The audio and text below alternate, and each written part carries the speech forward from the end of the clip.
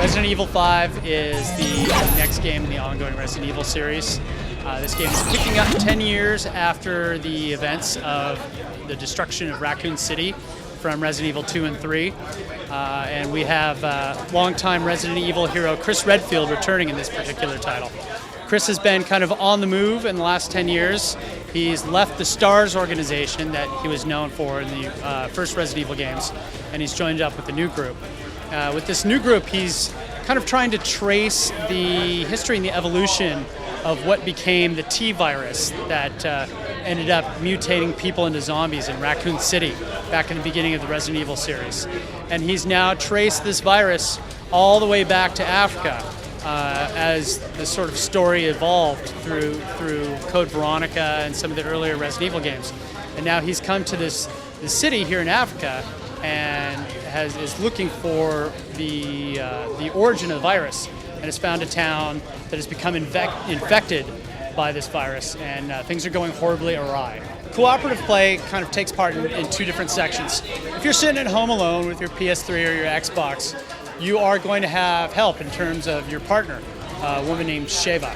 Sheva's a new character to the Resident Evil universe, and she's actually working with Chris in this town. Now, if you're running by yourself, the AI will be kicking in, and Sheva will kind of be running around on her own, assisting you by shooting the infected, healing you if you get dangerously low, swapping weapons with you, giving items to you, that sort of thing. But the big news is that co-op will also extend to other players. So for the first time in a Resident Evil game, you're not going to be alone. You're not going to be facing off against hordes of evil on your own. You're actually going to have some assistance, which is going to greatly change the dynamic of the game and introduce like a whole new feel to like what Capcom has done with survival horror over the last decade. You'll be able to have someone come to your house and play with you on a single unit, or you'll be able to connect across the internet and play with a buddy. The single console co-op is going to be complementary to the gameplay and really is going to take you out of it. It's going to make perfect sense for gamers who are sitting at home. Both gamers will have a complete experience. Sheva kind of kicks in a little bit into the game. Not too far into the game, but you're introduced to her in a very natural kind of progression. And then from there on, she's your partner throughout the entirety of the game. With Resident Evil, it's always been fairly realistic in terms of the amount of gear you can carry. You're not an infinite walking box of goods.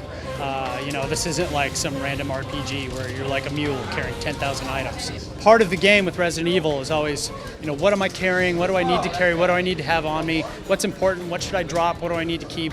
All those decisions are always very painful to the gamer. It's like, man, I really need more bullets for my gun. I got to get rid of this grenade, but I might need this grenade later. So there's that portion of the gameplay will continue on into RE5.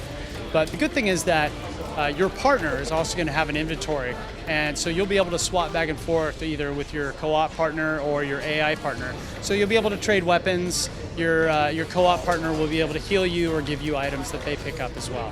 We haven't really gone into like AI levels at this point in time, but what the team is aiming for is that they want to make the experience the same whether you're playing by yourself or you're playing with another person.